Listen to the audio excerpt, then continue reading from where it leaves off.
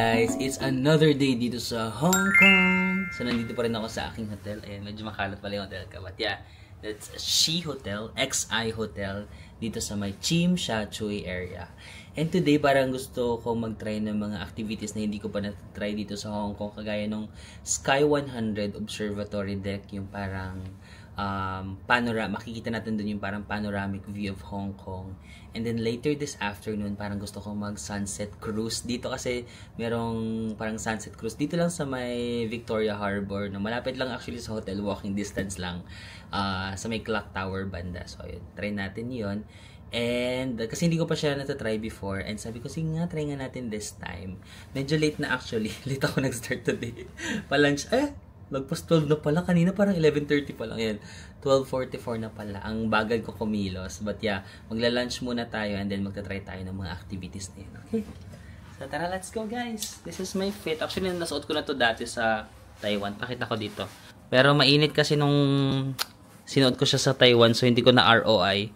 Hindi ko masyadong na ROI. Kaya suot ko ulit ngayon dito sa Hong Kong. Pero parang medyo mainit din. Hopefully, hindi naman sobrang init. Yeah, that's my fit. Let's go.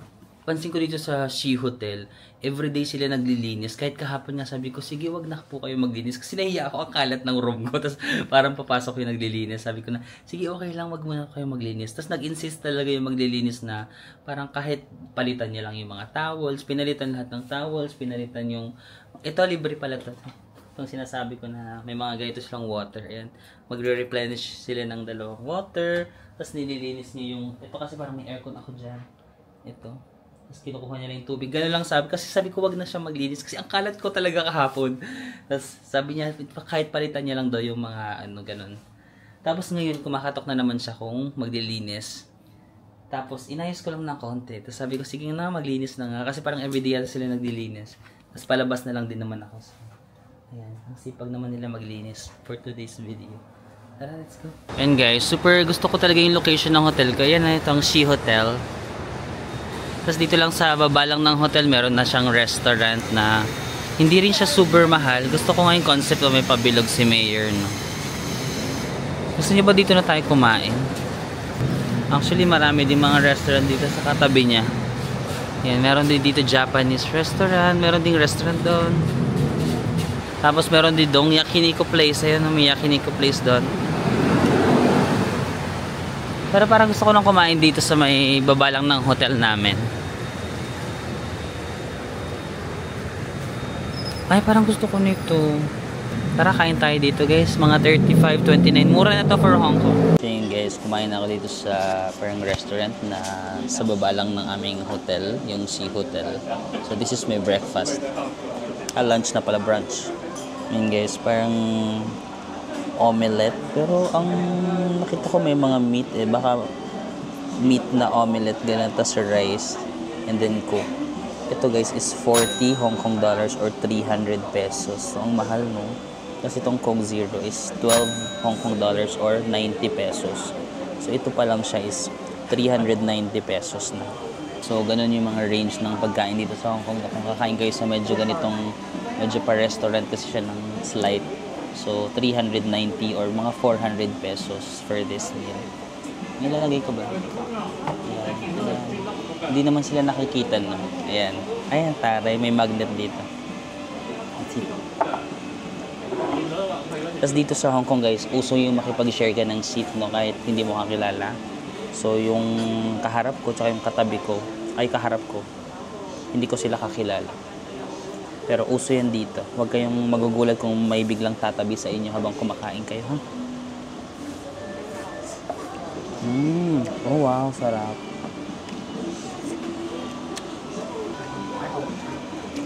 Mamaya na ako mag-video guys, nahiya ako. Baka magalit sila sa akin kasi dumadami na yung tao. Guys, done eating. So, pagkakain kasi mga restaurant dito, usually binibigyan ka ng ganito. Parang QR code. So, dito ka mag-order sa QR code, tapos pag magbabayad ka, ibibigay mo rin to siguro. I think so.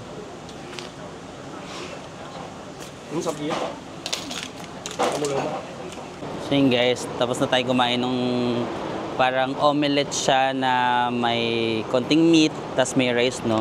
Imagine, 300 pesos yon yung ganon. Mahal talaga siya for us Filipinos, no? Kasi sa Pilipinas, yung ganong omelette, siguro makakabili ka lang nun mga 80 pesos, baka nga 50 pesos sa ibang mga karinderya, no? So, ang price talaga is parang 3 to 4 times higher than yung food natin sa Philippines. But, mahal siya, but ang sweldo din naman kasi ng mga tao sa Hong Kong, medyo mataas, no? Kasi tinanong ko si Anson, yung friend natin na taga Hong Kong, magkano ba parang minimum wage dito sa Hong Kong? Sabi niya mga around 13,000 Hong Kong dollar. Tapos kinonvert ko siya sa pesos, mga around 97,000 pesos.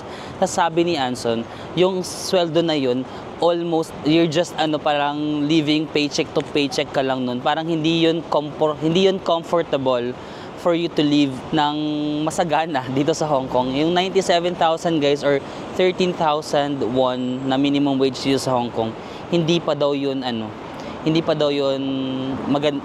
yun malaki. Kasi sabi ko sa kanya, grabe, yung 97,000 probably sweldo na yan ng mga top management, yung mga manager na, yung ibang manager nga sa Philippines baka wala pang ganun, di ba? So parang sabi ko, na yun? Parang sweldo na yun ng mga mataas, higher bracket na sa Philippines na sahod yan. Pero sabi niya dito nga daw is hindi ka mabubuhay ng matiwasay. So, makes sense, no? Kasi okay, ganung malaking sahod kung from our perspective, laki na yun, 97,000 per month. Pero kung yung cost of living mo din dito, ganun kamamahal, no? So parang ganun pa rin, no? Malaki yung sahod pero yung quality of life parang ganun pa din kasi mahal din yung mga mga bilihin nila dito, guys. But anyway, so tapos na tayo mag-brunch. Brunch na siya actually. Pupunta na tayo sa Sky 100. Wait lang, i-research ko lang kung paano tayo makakapunta dun actually. And mahal, pero in fairness naman, masarap yung mga pagkain sa Hong Kong. For me kasi yung mga Chinese food na mga fried, di ba? Isa yung mga Chinese food sa masasarap na mga fried, mga ganun, di ba? Mga hindi healthy pero masarap. So, Sky 100. Loving my location talaga, Tsim Sha Tsui. Okay guys, so papuntang Sky 100, pwede kayo mag-train, like, i-google nyo lang naman, tapos magre-recommend na si Google ng ganyan, maraming ruta. Parang this time gusto ko mag-bus, kasi hindi ko pa na-try mag-bus ulit ngayon dito sa Hong Kong. So may option ng bus, actually mas mabilis na yung bus 19 minutes lang, pag nag-train 23 minutes. So mag-bus na lang tayo. So, gawin natin, ang tawag doon, yung ating weakness ba is, i-challenge natin yung ating weakness, yung pagbabas, para mas maging better tayo sa mga future nating trip. Charit. 6-minute walk daw papuntang bus station. And I think the bus station is there. Tara. Dito na lang. Baka maliligaw na naman ako nito. Let's go. Ay, doon. Dito pala. Basta makakapunta naman tayo, tiwala lang. Yan, Tsim Sha Tsui. Sakto malapit na mag-showing yung Hello, Love, Goodbye, no? Parang ako si Joy, ang Hong Kong, may mga lugar na dinadaanan lang. Ay, di ba may mga ganun? Pero ang Hong Kong, hindi to bakasyonan. Ano nga ba yung parang may linya siya? Nakalimutan ko lang yung line ni Joy doon, ni Catherine Bernardo. Ay, dito, mas malapit yung bus station sa may hotel ko. Kasi naglakad na ako papunta dito Babalik tayo doon sa may hotel ko. Mas malapit pala. Nilakad ko kasi papunta dito sa train station. Guys, parang nahanap ko agad yung bus station. Ayan na siya sa mapa Ito. Nakaka-proud naman, hindi ako sobrang nawala. Kaharap na siya ng K11. Ito yung mall, Tapos yung doon sa likod, yun na yung parang harbor. Ayun, K11, Musi. Ano ba yan? Musi mga high-end brands like Loewe, Burberry. Ayan. Dito yata yung bus station, 77M daw. 77M. Ito yung mga bus number 5, 12. Walang 77. 36. Dito sa kabila, try natin. Oh, shucks. Bakit parang wala? Wala. Wala. Walang 77. Please say na may 77. Wala. 14, 21, 8, 21. Guys, nagubad muna ako ng jacket kasi medyo mainit pala. So, muntik na akong mag-give up. Kasi wala akong nakitang 77M dito. Yun yung kasi sasakyan natin. Tapos, naglalakad na sana ako kasi pupunta na ako sa train station. Nakita ko to, oh. 77M. So, nandito yung bus stop. Ayan. Weird lang kasi nandun yung mga bus stop, pero dito yata nag-i-stop yung bus. Ayan. Santay tayo dito, guys. Bus 77M. Let's go. Ayan, sad life. Wala namang dumaan, guys. Sabi sa Google, nag-depart na siya. Pero wala namang nag-depart ng scheduled time. Tapos yung susunod na bus is in 10 minutes na naman. So I've decided, mag-train na lang tayo. Ang silver lining, natutunan natin kung paano mag-antay sa wala. Or ay, merong lesson doon. Sa kakaantay natin sa maling bus, nami-miss na natin yung mga tamang sasakyan dapat natin, yung train. Parang sa buhay, kakaantay natin sa mga maling tao na dumating sa atin at the right moment, at the right time. Nandun lang tayo, nakafocus tayo doon. Nanineglect natin, huy, may mga iba pang tao na mas ma-appreciate ka, mas may oras sa'yo, hindi ka pag-aantayin, and that is the silver lining of the Miss Universe 20... Joke lang. Na-prank ako doon sa bus, ha? Akala ko pa naman magsa-successful na ang aking bus journey. Back to train. Tanggapin na lang natin na hindi tayo pinanganak para mag-bus. Pinanganak tayo para mag-fashion show dito sa train station. Charik. Kasi na ako. Nasa East Chimshachoy ako. Sige, mag-East Chimshachoy tayo. So guys, pumasok na ulit ako sa train station. Dito sa Chimshachoy, merong yung red line na parang Chimshachoy lang talaga. Meron naman yung parang medyo maroon ba yan? East Chimshachoy dito. Pwede nyo namang sakyan both, pero mas malapit na kasi yung East Chimshachoy. So, dito na lang tayo sumakay sa East. So guys, nandito na tayo sa, nababasa niyo ba? East Chimshachoy na, nandito tayo. Tapos magra-ride lang tayo ng 2 stops. 1, 2. Ito dito, Namchong. Pagdating sa Namchong, lilipat tayo ng orange line. Ito diba may orange kang nakikita dyan? Ayan. Back to the train station lang tayo. Ang maganda naman sa Hong Kong, malamig yung mga train station nila, no? Kapag summer ganito, or hindi pa naman kasi winter, so hindi pa mainit. Means pag winter yata baka mainit kasi sa Korea ganun eh. Pag winter sa labas, mainit sa loob.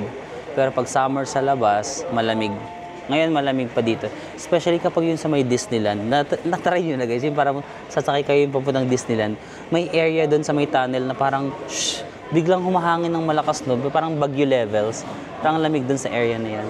Anyway, let's go. Tapos yun guys, bumaba na ako dito sa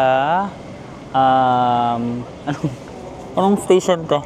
Basta bumaba na ako dito sa maroon line, tapos magta-transfer tayo sa orange line. Ang ganda kasi pagkababa mo, lagi lang ganun yung transfer nila, no? Bababa ka, sa transfer ka sa orange line. Ito ang orange line. Tapos pupunta tayo sa, dito ako bumaba, Namchong. From Namchong, ayan. Pupunta tayo sa Kowloon. Kowloon ba or Kowloon? Basta yan. Tapos dito na yung Sky 100 sa station na to, Kowloon. And guys, we arrived na dito sa Kowloon or Kowloon station. And mag-exit lang daw tayo sa exit B, sabi ni Google. And 3-minute walk, makakarating na tayo sa Sky 100. So yan, nag-octopus card lang ulit ako dito. Nagpa-load lang ako dito ng 200 Hong Kong dollars. Marami pa itong laman. Ang pamasahe is 4.9 Hong Kong dollars or mga magkano yun? Sabihin na natin ito yung 5. 5 Hong Kong dollar na lang. 5 times 7.5. 37.5. Mga ganun. 37 pesos yung pamasahe. And punta tayo sa exit B. Saan ba ang exit B? Exit C. Usually naman kasi dito sa subway, di ba subway, nasa ilalim ka. So pag mag-exit ka, lagi kang usually pataas, no? So akyat tayo. So yun guys, bumaba ako sa Kowloon station na medyo modern yung Kowloon, train. Tapos parang nasa loob siya ng isang mall. Tapos yung mga building dito, mga palaban. Ayan, no? Huh? Parang gusto ko mag-selfie dito kasi maganda. Ang social pala dito sa Kowloon, no? Parang feeling ko siya yung BGC. No? Parang BGC nila. Parang mga social yung mga dito.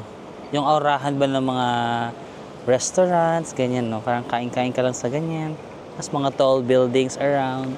Buti nila nakaganito tayo. Medyo nakaka-yaman-yaman yung suot natin, di ba? Hindi tayo naka-t-shirt ngayon. So parang belong tayo. Belong na parang, I'm actually just jogging here because my condo is just here. Charot. Guys, parang ito na nga siya, yung mataas na building. Tapos medyo social yung ano. Yan, nandito yung mga sikat na bangko. Deutsche Bank, Morgan Stanley. Ay, JP Morgan, nasa isip ko. Bangko ba yung Morgan Stanley? Hindi ko alam. UBS Bangko Deutsche Bank. Baka bangko din yung Morgan Stanley. International Commerce Center. Yun yata yung building na to. Saan tayo mag-e-entrance? Dito tayo pumasok para nakakasosyal-sosyal. Wow. Magtanong-tanong tayo kung saan yung mayroon dito concierge. Hindi ako magtanong kasi parang may mga concierge dito pero parang may dedicated silang concierge. For example, for Morgan Stanley, for ICC. Baka hindi dito yung building. Ito kayo yung building. Sabi ni Google, nandito na ako. Pero wala akong nababasang Sky 100 dito. Social yung building nila. Yun guys, nakita ko na dito nga sa building nito, nasa may lower ground lang siya ito. Sky 100. Let's go. So I actually already have a QR code. I need to change. Okay. Thank you. And ipapa-exchange pa para may QR code na ako pero ipapa-exchange pa to a physical ticket siguro. And guys, we're finally here na sa elevator. May binigay sila sa akin na ito yung ticket. And then meron daw coffee. Free coffee ba? Free coffee kaya to kasi nabook ko lang siya sa Klook for only 800 pesos. So kung mayroong free coffee, ang mura naman, di ba? Matutuwa ako kung may free na coffee for 800 pesos. And makaka-discount pa kayo if you use my discount code, Marvin Samaco Club. So guys, you're finally here. Sky 100, Hong Kong. Check na natin yung view. Ay, taray! Kita mo yung view of the guys? Yung harbor. Ay, cute din pala dito, oh.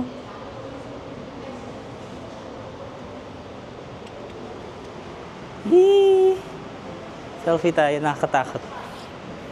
At wala masyadong tao. Pero sabi nung sa front desk, meron daw event dito. So mayroong area na closed. May sinabi siyang area, hindi ko natandaan kung saan. Basta may area doon na closed for the event. Wala masyadong tao. Sky 100.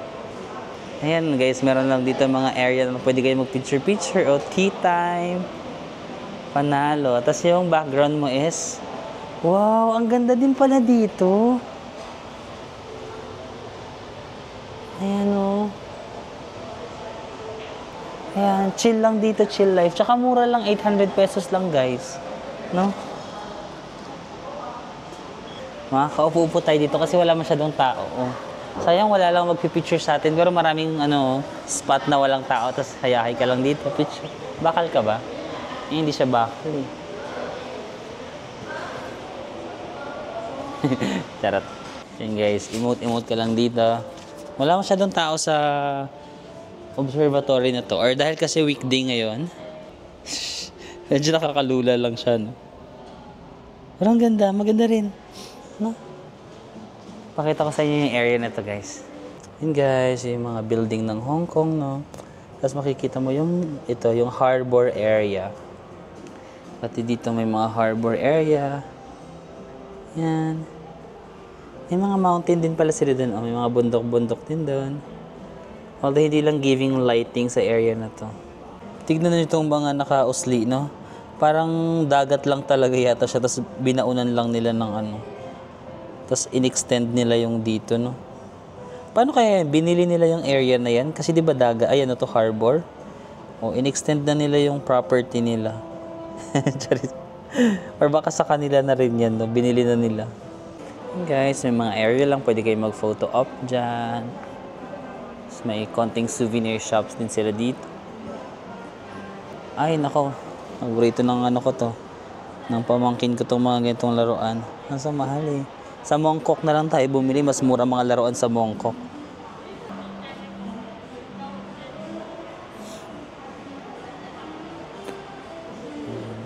Souvenir shops. Ay, pwede ka mag-stamp ng ano. Ayun o, parang nakapunta ako sa Hong Kong. Or nakapunta ka dito. Ayun o, postcard, post service. Ay, pwede ka mag-email sa sarili mo. No, magsusulat ka doon, Dear Marvin, please hold on. You've done great. Don't give up. I love you. Sincerely yours, self. Charot. Ganun, no? Kasi ito, ihulog mo dito yung sulat mo. And then, marireceive mo siya. Meron akong yung nakilala ko sa Jeju na Pilipina. Yung nag-tour ako sa Jeju, di ba? Tapos may nakilala akong Pilipina. Sabi niya, every time nagpupunta siya sa ibang bansa, nagsusulat siya ng letter for herself. Parang ganito, magsusulat siya dito, tapos nare-receive niya pag nandun na siya sa Pilipinas. Parang yun yung kanyang souvenir. So, pwede nyo makonsider, gusto nyo mag-write kayo dito na, Dear self, you made it to Sky 100 in Hong Kong. You've been dreaming for this day. You saved up all your life just to be here. And don't be pressured by what's going on in the society. Just keep doing what you love. And you are exactly where you are. Love, self, ganun. Ay, ito yung Cafe 100. Ito yung binigyan nila tayo ng parang coupon, no? Dito sa cafe. Tara, check nga natin tong cafe nila. Ay, ang saya doon, overlooking tayo. Wait nga, i-check ko nga kung magkano itong... May binigay silang coupon sa akin. Baka ang coupon nila 10 HKD lang. Tapos yung presyo pala dito, mga 1,000. Ganun. 1,000 HKD. Magkano kaya ang cafe nila? Wala pa yung coupon. Ang social ng coupon. City's highest. Oh! Yan. So, meron silang mga cafe dito. Ayan na, meron silang mga pastry. 42 per piece. Sparkling. Do you accept this coupon? One food and one drinks from this menu. You can find a table to take a seat first. Alright, sure. Alright, thank you so much.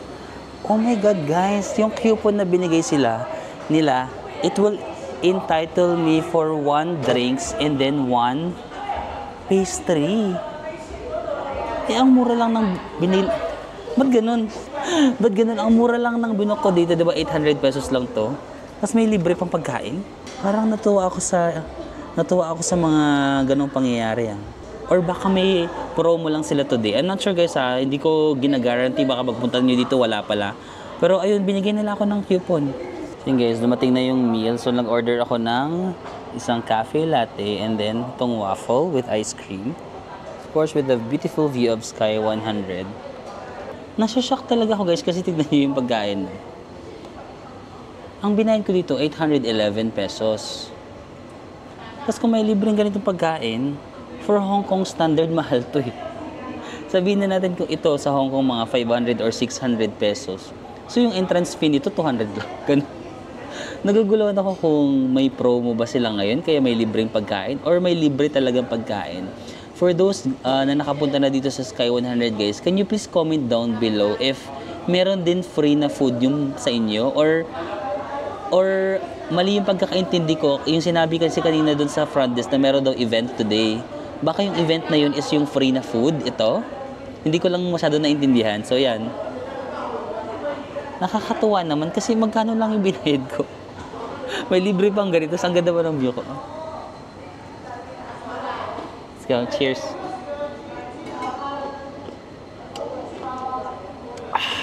Nice. Pero wala akong spoon, no? Wala siya bilang binigay na spoon. Hanap tayo din ng spoon. Guys, it's a prank. I thought I was lucky. Hindi pala siya libre. Binayaran ko pala. Nagbook kasi ako ng Hong Kong Pass. Ito, ayun, sa Klook meron kasing Hong Kong Pass. Tapos itong Hong Kong Pass, ganyan siya. Oh. Ay, naglo-load pa eh. Kaya yan. Hong Kong Pass. Mga nabook ko siya ng 2,800 pesos. Tapos itong Hong Kong Pass, 2 activities yung pwede mong piliin. Pero hindi kasama yung Disneyland yung mga Ngongping Cable Car, Madame Tussauds, mga ito, Sky 100, and then kung anik-anik pa, pipili ka ng 2 activities na kahit anong activities na gusto mo. Tapos kahapon, pinili ko na yung Ngongping 360. Tapos may isa pa akong pass na natitira. Tapos kagabi sabi ko, ano kayang gagawin ko? So ito yung pinili ko, Sky 100. Kaya pala, automatic kapag nakakulok pass ka, automatic yung mapupunta sa iyo is yung may free na snack. Meron palang different category. Yung walang free, 800 pesos. Pero yung may free na food, 1,500 pesos pala to, guys. So akala ko swerte ako, hindi wala. Hindi pala ako swerte. Nagsabi-sabi pa ako na akala ko swerte ako today. Baka nakita nila nagbo-vlog-vlog ako. So binigyan nila ako ng libre. Wala palang ganun, guys. Binayaran ko pala to. So naka-clock pass pala siya. Kapag clock pass, automatic ang napupunta sa iyo. Or well, hindi naman ako namili ng may snack. Siguro automatic na yung mapupunta sa iyo is yung mayroong snack. But yeah, let's just enjoy this kasi binayaran pala natin ito. Guys, pumunta ako sa area na to. Wala rin masyadong tao. Pwede ka mag-picture-picture dito. Ayan, lakad-lakad ka. Mga building lang kunyari dyan. Ayan lang, wala masyadong tao dito. Kasi wala pa akong picture. Pa-picture kaya ako dito kay Kuya. Pa-picture nga ako. Excuse me. Can you take a photo of me? Yeah, for sure. Thank you so much. Maybe Are you taking just for YouTube. for YouTube? Yeah. Oh, you're a YouTuber. Yeah. Hi guys, what's your name and where are you from? Brandon from South Korea. Oh, you're from South Korea? Where are you from? I'm from the Philippines. Okay. I actually was in Korea last month. All right. Nice to meet you, Brandon. Nice to meet you. Yeah. What's your name? Marvin. Marvin. Yeah, nice to meet you. Nice to meet you. Have fun here. You too. Yeah. Bye-bye. You too.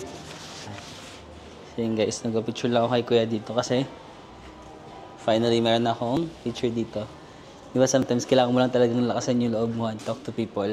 And mukha lang yung itsura niya kanina parang mukhang ang tawag doon, mukhang masungit or hindi na mamansin. Pero nung nag-ask ako sa kanya kung pwede ko picture, parang very warm siya na, sure, sige.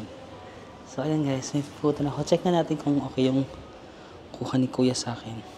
Okay, ayan, nice. Sucks lang. Or baka ako yung problema na. Pero okay na rin. Medyo against the light lang. Pero pwede na yan. Hindi ako like 100% na happy. Pero okay na yan. Na-appreciate ko pa rin yung effort ni Kuya ng pag-picture. That's okay.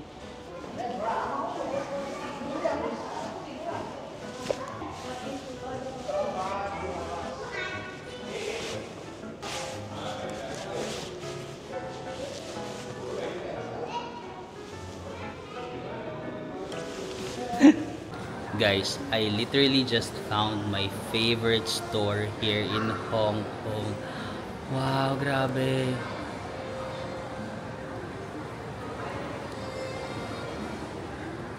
Diba?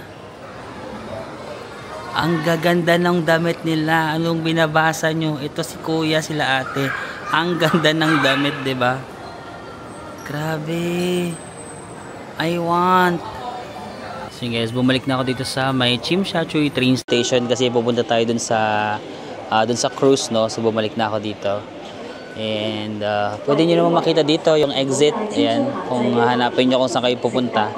Pero tinignan ko, wala dyan yung clock tower. Pag ganun, meron namang mga mapa dito. Ayan, may mapa.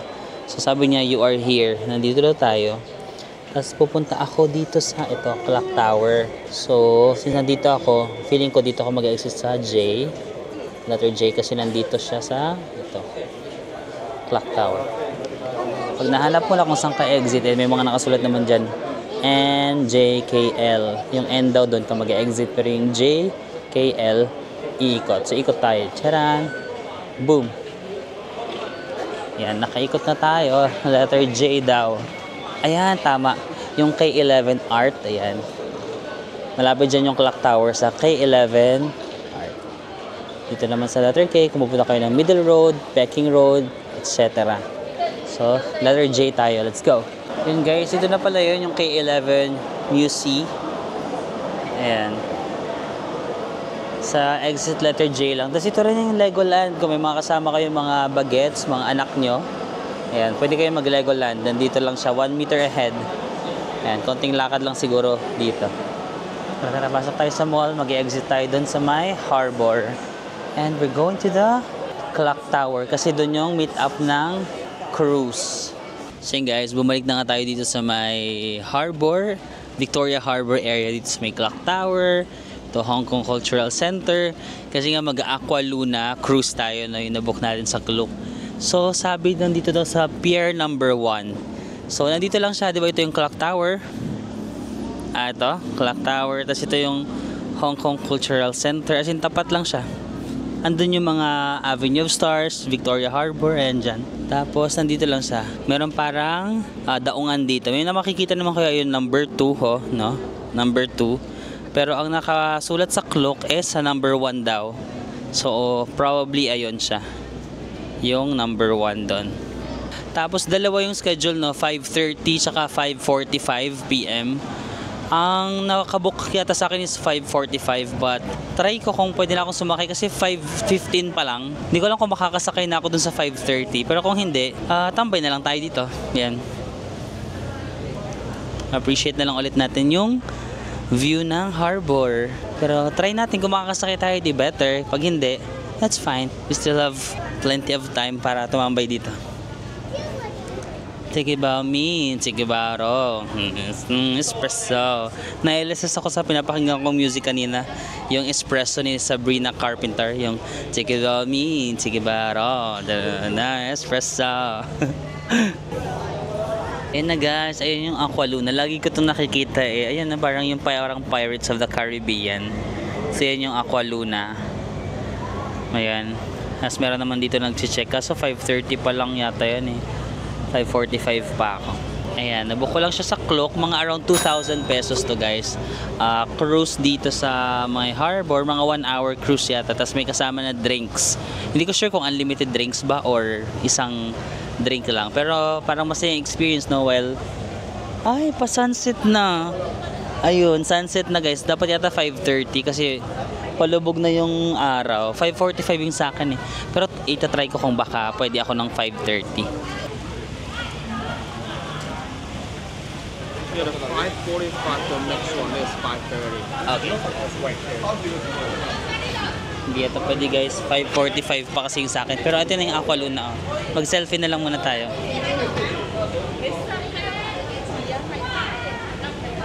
Parang Pirates of the Caribbean. Ayan, the Aqua Luna.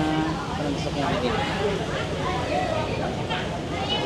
Ma-cute. Ay, ayun. Tapos may mga upuan-upuan dun sa taas, oh. Ay, parang ma-cute. So guys, ayun, umalis na yung 5:30. So I recommend guys, yung 5:30 yung sakyan nyo. Kung gusto nyo, dito rin sa Tsim Sha Tsui mag-finish. Kasi ang start ng 5:30, Tsim Sha Tsui. Tapos yung, di ba, iikot siya. Babalik siya dito sa Tsim Sha Tsui pag 5:30. Pero kapag 5:45 yung kinuha nyo, sa central yung parang end. So, iikot patuloy tayo. Dito sa Tsim Sha Tsui yung start, tapos yung end is sa central.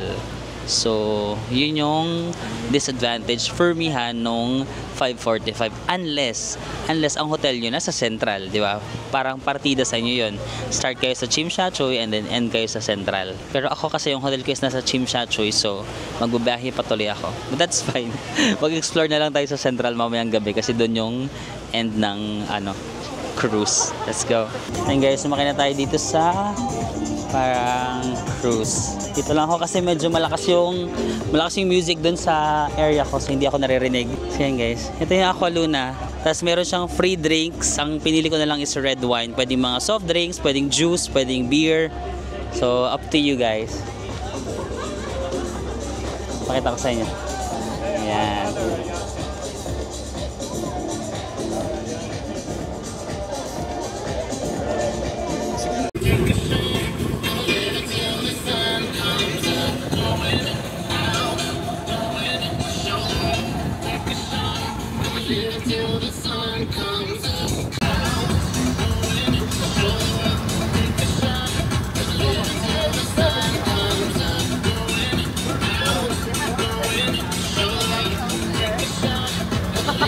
Also represent siya.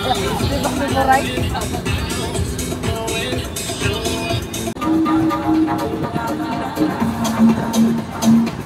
Kapitid ako din. Nasa putas.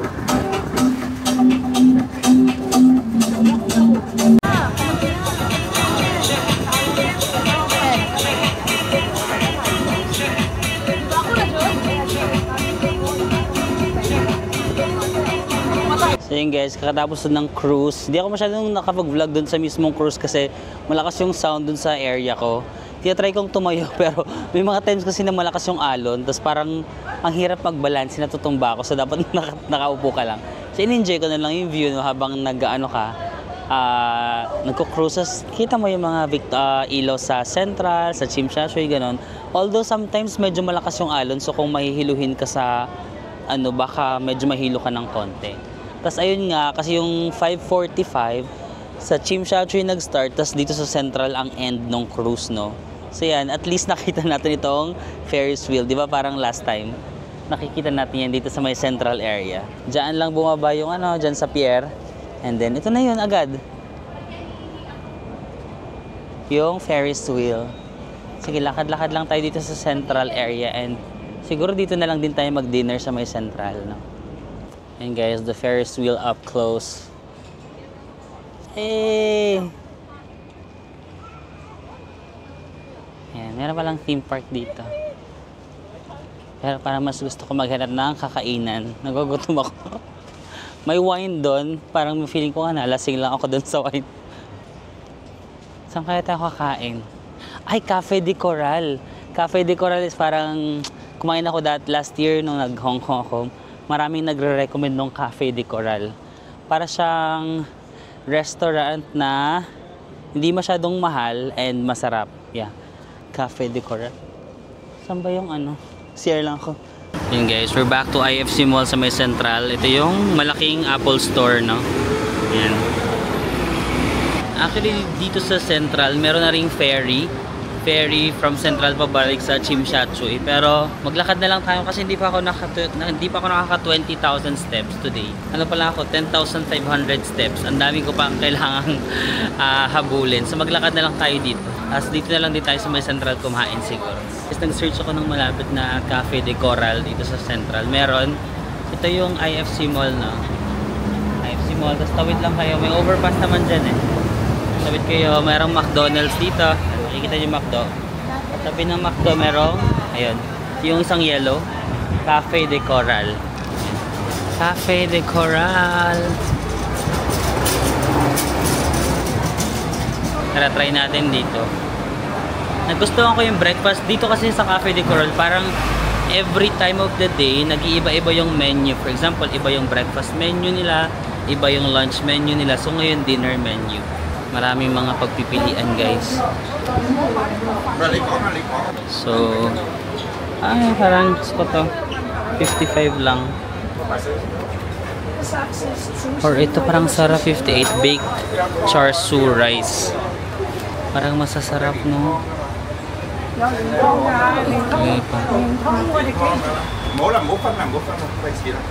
Ang daming options dito guys. Medyo punuan nga lang kasi sikat tong kainan dito guys eh. Saan kaya tayo upo?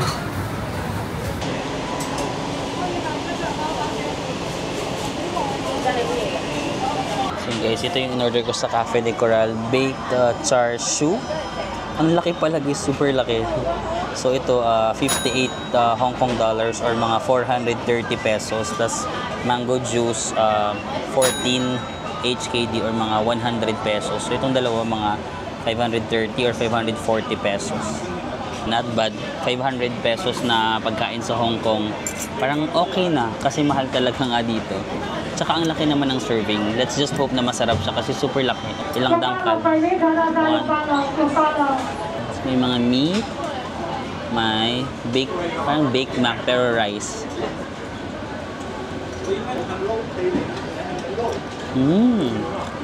Wow. Cheesy. Lagyan natin ng meat.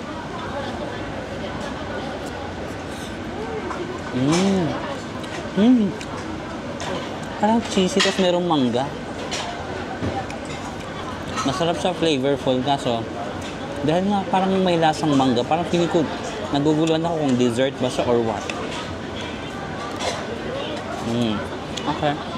Marami namang meat na kasama in fairness.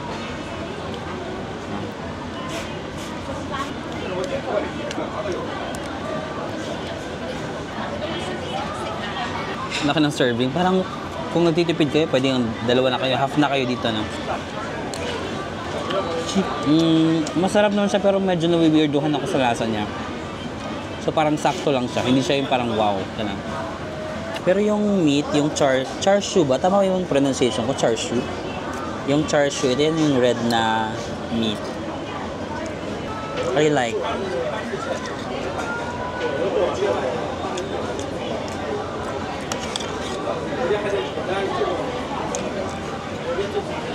Ang rating ko dito mga 8.27.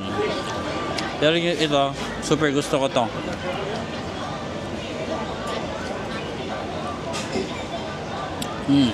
Ito mga 9.49. Alam nyo guys, may nakakahiyang nangyari. Di ba kumakain ako dun sa Cafe de Coral? Tapos yung juice tea, uminom ako ganyan. Tapos paglapag ko ng ganun, mali yung pagkalapag ko, natapon ko guys. Tapos hindi lang siya basta tapon na. Pati yung baso natapon dun sa sa baba. Nag-cause siya ng commotion kasi parang malakas yung tunog, tapos tumalsik. Kasi yung mga tao parang, tapos ako parang, huy, tao lang naman, nagkakamali lang naman. Bakit parang ang laki-laki ng kasalanan na gawa ko, na parang hindi naman ako perfecto. Baka pwede lang na itong araw na to, pagbigyan nyo naman ako na magkamali. Pero yung mga tao talaga, tapos yung pa yung parang naglilinis si nanay, medyo matanda. Di ba yung mga taga Hong Kong, medyo masusungit. Tapos umano siya, lumapit siya sa akin, tapos parang sabi ko, oh my God, lalapit na siya sa akin, baka. Parang ang sama ng loob niya na parang nililinis-linis siya na parang siguro sa utak niya, ito kasi napaka-messy kasi hindi kasi marunong. Tapos ako parang, sorry na, babayaran ko na lang, ganun. Kahit nabayaran ko na, pwede bang bayaran ko na lang ulit para lang hindi kayo magalit sa akin. Tapos parang nahiya na ako, parang hindi na ako makapag-focus dun sa kinakain ko kasi parang, alam mo yun, nahiya na ako dun sa crowd. Tapos binilisan ko na lang yung pagkain, tapos puro na lang rice na lang naman yung titira kasi nga yung Bake Mac naman, daming rice. Hindi ko na naubos yung rice, tapos parang nag-exit na lang ako na parang hibaon nyo muna ako sa lupa, like ngayon tuloy nauuhaw ako kasi hindi ko pa na konti pa lang nainom ko dun sa mango juice sarap na sarap pa naman ako. Kung ano pa yung sarap na sarap ako, yung pa yung natapon, dapat yung kanin na lang.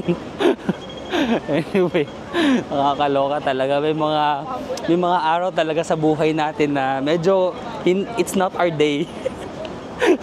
Nakakahiya. But it's okay. Like, we all make mistakes and that's okay. Ayan, nasa central area na tayo. Lakad-lakad na lang tayo dito. Pababain natin yung kinain natin. Ilan pa lang ako? My God, 12,000 steps pa lang ako. 8,000 pa. Anong gagawin natin para ma-achieve yung 20k steps? Okay, so ang gandang i-picture yung area na to. May dalawang screen dito at saka dito.